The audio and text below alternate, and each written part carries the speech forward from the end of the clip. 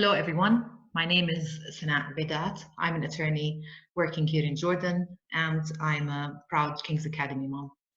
I'm here today to help you understand some of the legal issues arising out of these unprecedented times. The embodiment of the COVID-19 crisis from a legal point of view here in Jordan is the issuance or the activation, in fact, of the defense law and the ensuing defense orders that have been issued pursuant to this law. In this presentation, I'm going to try to give you a brief explanation of what this law is about and how it impacts our lives. But I'm going to do that through trying to debunk some of the misconceptions that surround it. So I'm going to start with the first myth or misconception that we must correct here, and that is that this is martial law and that we have been placed under martial rule. This is, of course, inaccurate, as the Jordanian constitution makes a distinction between two sets of circumstances under which the regular laws in force, the ordinary laws, may be suspended. These are the martial law. The first one is known as the martial law, the term that is being thrown around these days to refer to the current circumstances or the current measures that are being imposed by the government. And the second is the defense law. That is the law that is actually currently currently in application. The defense law is an already existing law. It's been enacted back in 1992, and it's actually a dormant law that is only brought to life by virtue of a royal decree from His Majesty the King.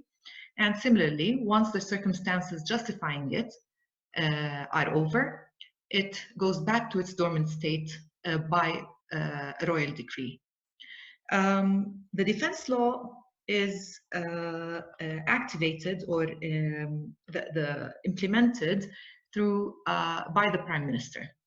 The Prime Minister is the person in charge of enforcing the defense law. He enforces it through the issuance of a set of written orders or instructions that we call defense orders. Hence, defense order number 1, number 2, number 3, up to defense order number 9 that was issued just last Thursday.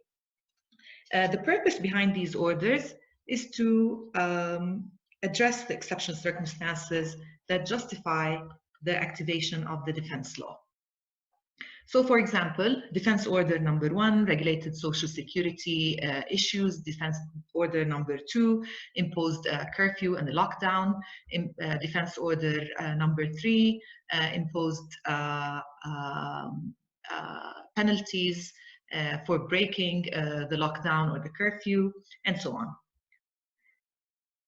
Now, it's important to note that the defense law contains safeguards that can be viewed as safety valves that ensure that the orders issued under the defense law are not excessive and do not unnecessarily overstep the ordinary laws in force. These safeguards are the following. The activation of the defense law must result from an emergency that requires defending the country when an event threatens national security or public safety. And the royal decree that declares the activation of the defense law actually has to specify what these circumstances are in order for the government to comply with this in the measures that it imposes under the defense law. The actions that may be taken by the Prime Minister to counter these circumstances are limited to certain measures that are specified, provided for in the defense law.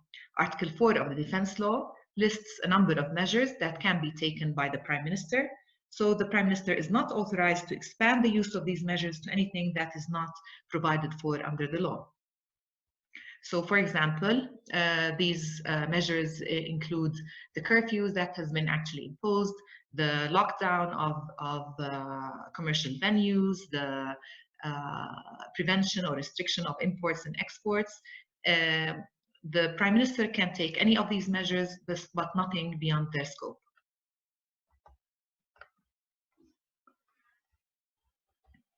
The measures taken under the law are subject to challenge before the courts. That means that the law does not provide the government with absolute powers, and the persons in charge of implementing these measures are held accountable for their actions.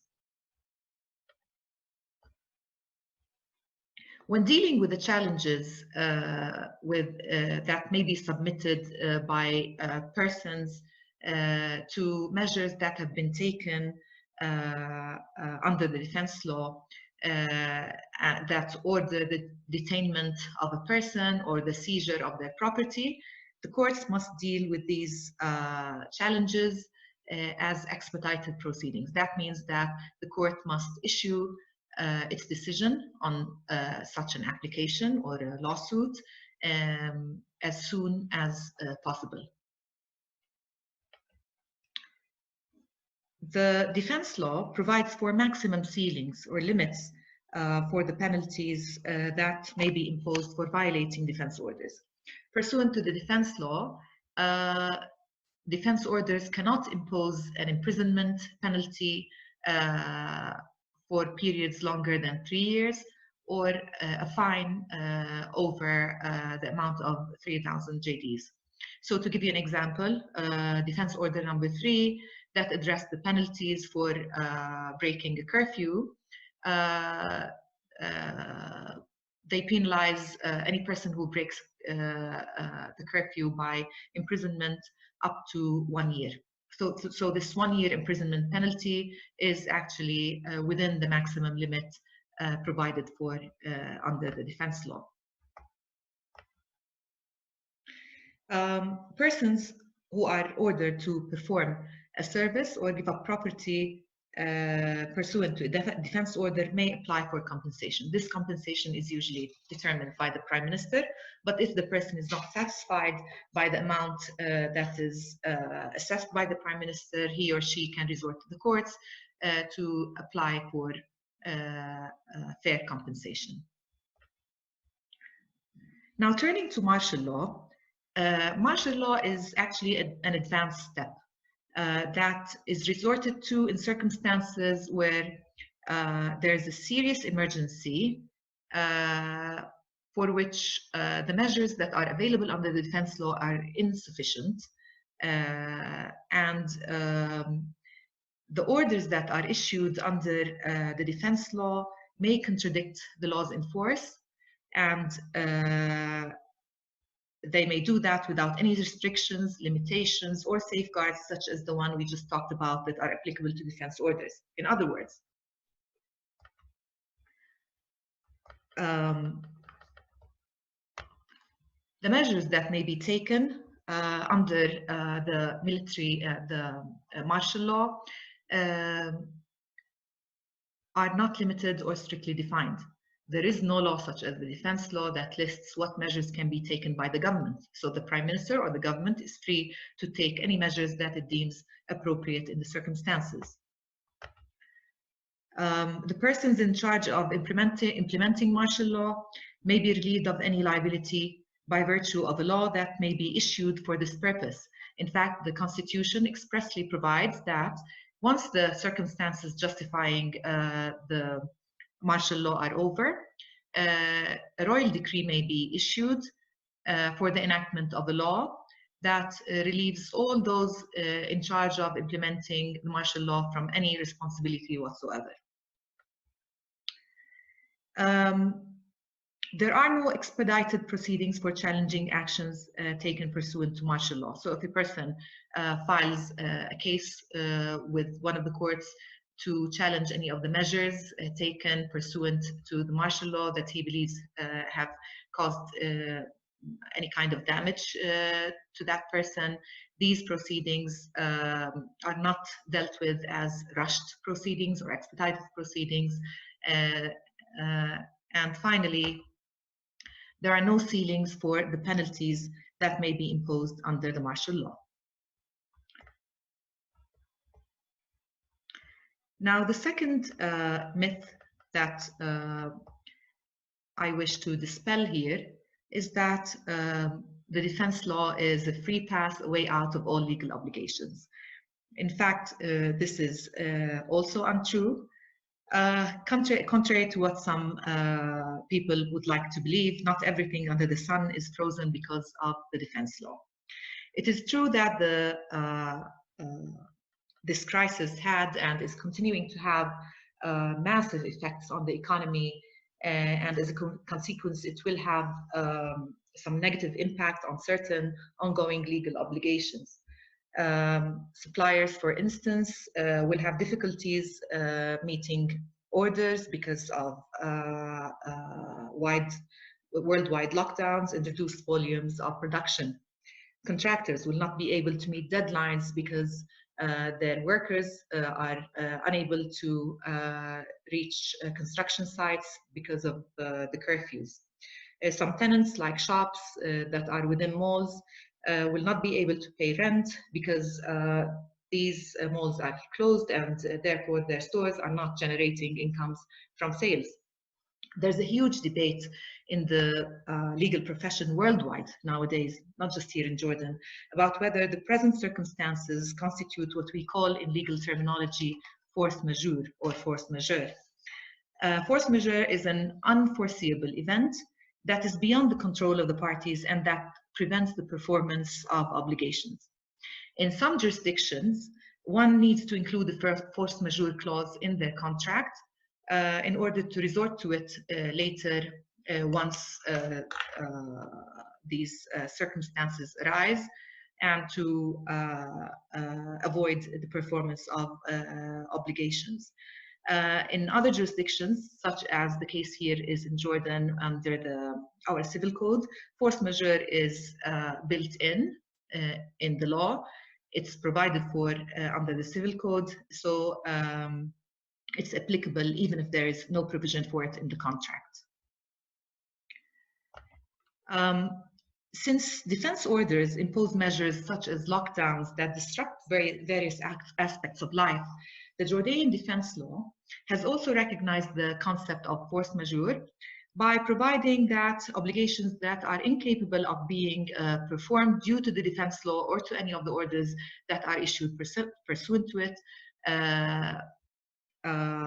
can be considered as suspended.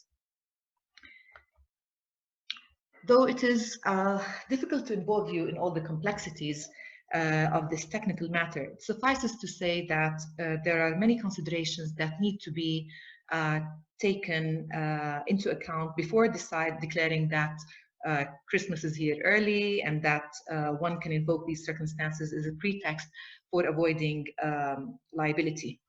One needs to consider a number of things. We need to consider if the obligation has indeed been affected by the measures taken under the defense law, if the defense law or defense orders are the only reasons for incapability of performing the obligation. We need to think whether the performance has become absolutely impossible or if it has become more costly or in need of a longer time to be fulfilled. Now, under Jordanian law, there are certain cases in which the fulfillment of obligations may not be impossible, but strenuous enough to justify seeking a court order to reduce the burden on one of the parties by asking for more time to perform the obligation or for increasing the cost in return for performing such obligation. It's also important to pay attention to the fact that these circumstances may unfortunately be used by some opportunistic parties as an excuse for evading obligations that they have already been defaulting on prior to the crisis. So, for example, there are contractors who had already been defaulting or behind in the performance in delivering their obligations prior to the crisis. There may be borrowers who had already been defaulting in the repayment of their loans. In such cases, these parties should not benefit from invoking the defense or orders issued under the defense law or this crisis to suspend their obligations. There are also instances where the parties should continue to be bound by their obligations despite the circumstances and despite the defense law. Take, for example, enterprises that belong to sectors that are allowed to operate in these circumstances, such as pharmacies or telecom companies. The performance of some of their obligations may be at an increased cost to them due to the restraints on movement, yet such performance may not be impossible. Accordingly, there is no simple answer. There is no one-size-fits-all answer as to whether or not the defense law exempts from the fulfillment of contractual obligations, as the response requires the consideration of many issues and the assessment of the circumstances on a case-by-case basis. It is for this reason that during this crisis and in the period following the end of this crisis, we expect a huge volume of lawsuits that will be filed with the courts, where people try to abandon their or justify abandoning their contractual obligations based on force majeure, and others will challenge such applications as being unwarranted or unjustified. Finally, the last myth that we need to dispel is that the defense law necessarily encroaches on all civil liberties. It's important to note here that the authorities of the Prime Minister under the defense law may, under normal circumstances, violate constitutional rights and freedoms. The defense law permits the Prime Minister to impose curfews, lockdowns, shut down businesses, seize property, prevent or limit exports and imports. And these are all violations of rights and freedoms in normal circumstances. These measures, however, need to be aligned with the objective behind the activation of defense law as expressed in the royal decree activating it. If you remember at the beginning of this presentation, I mentioned that the royal decree must mention the circumstances justifying the activation of defense law. And therefore, the measures always have to be aligned with this objective, and any measures that are taken that are, for example, unrelated to the control of the disease and the maintenance of public security and safety in the case of the current circumstances, they would be considered illegal and they can be challenged before the courts. What must be noted here is that the defense orders that have been issued by the government so far are in keeping with this principle, and they do seem to serve the objective of controlling the disease and preventing the transmission of the virus and maintaining public health. To take an example, the defense law was enacted in 1992 when having electronic news websites was not even envisaged, simply for the reason that there was no internet back then in Jordan. The defense law, provides among the measures that can be taken by the Prime Minister for the possibility of preventing the issuance of printed media and newspapers. The government, in the current crisis, has indeed issued a decision preventing the issuance of newspapers. This measure, however, only sought to avoid the transmission of the virus through paper media. It did not affect the right of free press, and as a result, electronic news websites continue to operate normally.